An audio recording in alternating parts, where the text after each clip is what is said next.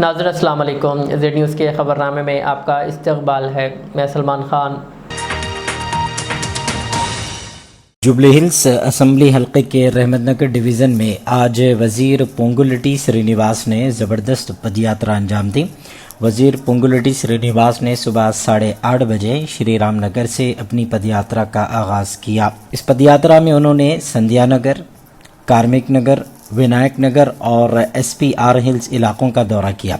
اس موقع پر وزیر پونگولیٹی سرینیواس نے عوام کے درمیان میں پہنچ کر ان سے ملاقات کی، ان کے مسائل سنے اور ووٹوں کی اپیل کی۔ وزیر پونگولیٹی سرینیواس نے چھوٹے تاجروں اور دکانداروں سے بھی ملاقات کرتے ہوئے حکومت کی جانب سے انجام دیے گئے ترقیاتی کاموں کی تفصیلات بتائی۔ پدیاترا کے دوران عوام نے وزیر پونگولیٹی سرینیواس کا والہانہ استقبال کیا، جگہ جگہ پھول نچھاور کیے گئے اور نعرے لگائے گئے۔ وزیر کے ہمراہ بڑی تعداد میں کارکنان اور عوام بھی شریک رہے۔ پورے رحمت نگر ڈویژن میں پونگولیٹی کی پدیاترا انتخابی جوش و خروش کے ساتھ جاری رہی۔ منورو کاپو اور کاپو برادریوں کی آتمیہ سمیلن کا انعقاد عمل میں لایا گیا، جس میں وزیر پونم پربھاکر نے خصوصی شرکت کی۔ اس موقع پر وزیر پونم پربھاکر نے خطاب کرتے ہوئے کہا کہ منور کاپو اور کاپو برادریوں کی جانب سے جوبلی ہلز ضمنی انتخابات میں کانگریس امیدوار نوین یادو کی حمایت خوش آئند ہے۔ انہوں نے کہا کہ تلنگانہ ریاست ملک بھر میں رول ماڈل بننے جا رہی ہے، کیونکہ یہاں پہلی بار ذات پر مبنی سروے مکمل کر کے 42% ریزرویشن کے نفاذ کے سمت میں قانونی اور آئینی طور پر پیش رفت جاری ہے۔ وزیر نے زور دیتے ہوئے کہا ہے کہ کمزور طبقات کو متحد ہو کر اپنے حقوق حاصل کرنے ہوں گے، کیونکہ نوین یادو انہی طبقات کا فرزند ہے۔ پونم پربھاکر نے بتایا کہ حکومت نے صرف 22 مہینوں میں معاشی طور پر کمزور طبقات کی فلاح و بہبود کے خاطر فنڈ مختصر کیے ہیں۔ انہوں نے اعلان کیا کہ کوکاپیٹ میں منورو کاپو بھون کی تعمیر جلد مکمل کی جائے گی اور کہا کہ حیدرآباد کی پہلی شہری GHMC میئر گدوالا وجے لکشمی بھی منورو کاپو برادری سے تعلق رکھتی ہیں، جو فخر کی بات ہے۔ وزیر نے عوام سے اپیل کی کہ وہ جوبلی ہلز میں کانگریس امیدوار نوین یادو کو بھرپور تائید دیں۔ انہوں نے کہا کہ نوین یادو تعلیم یافتہ، مقامی اور عوامی خدمت کے جذبے سے سرشار ہیں اور یہی جیت کی ضمانت ہے۔ پونم پربھاکر نے مزید کہا کہ جس طرح کنٹونمنٹ میں کانگریس کامیابی حاصل کی ہے، اسی طرح జూబ్లీ హిల్స్ में भी పార్టీ की जीत यकीनी है। ఆర్టీ శ్రీనివాస్ గారు దాన్ని బలపరిచేటువంటి అవకాశం వచ్చింది అలా ఆ విధంగా బలహీన వర్గాల ఐక్యంగా దీని సాధనకు సంబంధించి అటు గౌరవ ముఖ్యమంత్రి రేవంత్ రెడ్డి గారు, ఇటు పార్టీ అధ్యక్షుడు మహేష్ కుమార్ గౌడ్ గారు, అటు పెద్దలు వి హనుమంతరావు లాంటి ఆయన, ఇటు పెద్దలు కేశవరావు లాంటి వాళ్ళు అందరూ ఎప్పటికప్పుడు మాకేదైనా మార్గదర్శకత్వం చేయాలంటే శ్యామ్ మోహన్ ఉన్న వినయంగా మరి అనిల్ గారు కానీ అందరూ కూడా ఇలా దీన్ని చేసుకొని ముందుకు పోతా ఉన్నాం। వీళ్ళకి అవకాశం వచ్చింది। నవీన్ యాదవ్ మన బలైన వర్గాల బిడ్డ, తప్పకుండా ఆయనకు మద్దతు ఇవ్వడానికి ఒక చొరవ తీసుకొని ఇవాళ మీరు ఇద్దరు ఇక్కడికి వచ్చినారంటే నిజంగా నా మనకు చాలా సంతోషం అనిపిస్తుందనే మాట మనం చెప్తా ఉన్నాం। నేను దాదాపు 23 నెలలుగా తెలంగాణ రాష్ట్ర మంత్రిగా ప్రమాణ స్వీకారం చేసిన తర్వాత బలైన వర్గాల సంక్షేమానికి ఉన్నటువంటి ఆర్థిక సంక్షోభ పరిస్థితుల్లో కూడా వీలైనంత వరకు కార్యాచరణ తీసుకుని పోతా ఉన్నాం।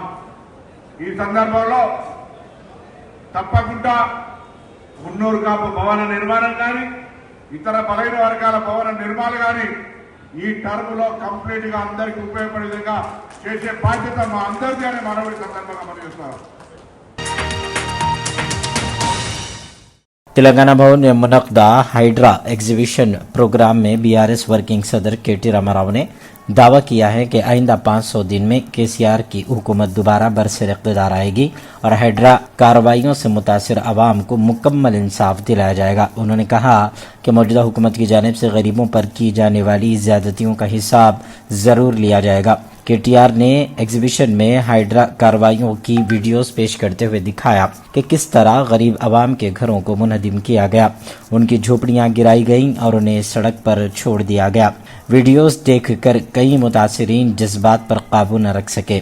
اپنی تقریر میں KTR نے الزام لگایا کہ چیف منسٹر ریونت ریڈی کے بھائی تروپتی ریڈی، پی سرینیواس ریڈی विवेक वेंकट स्वामी और एमएलसी पट्टनम महेंद्र रेड्डी के घर भी एफटीएल बफर जोन में हैं, लेकिन उन पर कोई भी कार्रवाई नहीं की गई। उन्होंने सवाल उठाया कि अगर हुकूमत वाकई सब के लिए एक जैसा कानून नाफिज कर रही है तो इन ताकतवर सियासी रहनुमाओं के घरों को क्यों नहीं गिराया गया।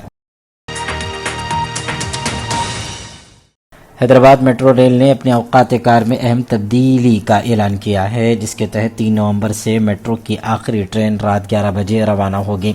मेट्रो हुकाम के मुताबिक नया शेड्यूल तमाम टर्मिनल स्टेशंस पर रोज़ाना नाफिज रहेगा और अब सर्विस सुबह 6 बजे से रात 11 बजे तक जारी रहेगी।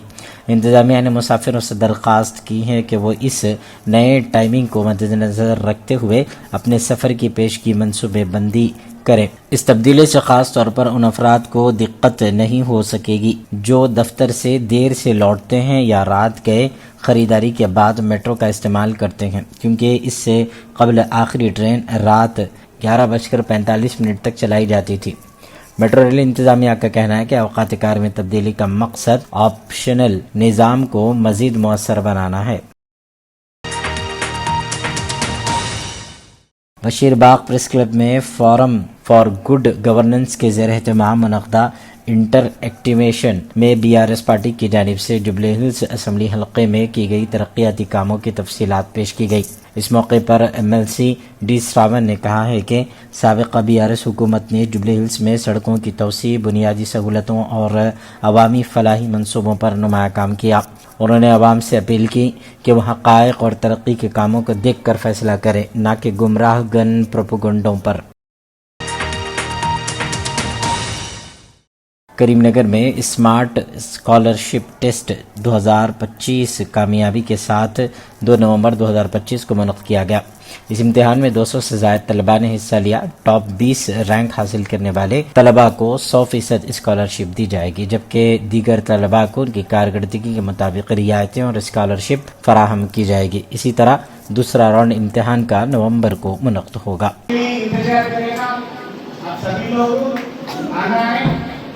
ज्वाइन करना है। पेरेंट्स को कोई भी मुबारक हो, जब वो जन्मदिन से बोलते हैं मुबारक हो आपको लड़का हुआ या लड़की हुआ, लेकिन जन्म से ये नहीं बोलेगा आपको मुबारक हो आपका लड़का डॉक्टर हो गया या इंजीनियर हो गया। ये मौका 12th पास के बाद ही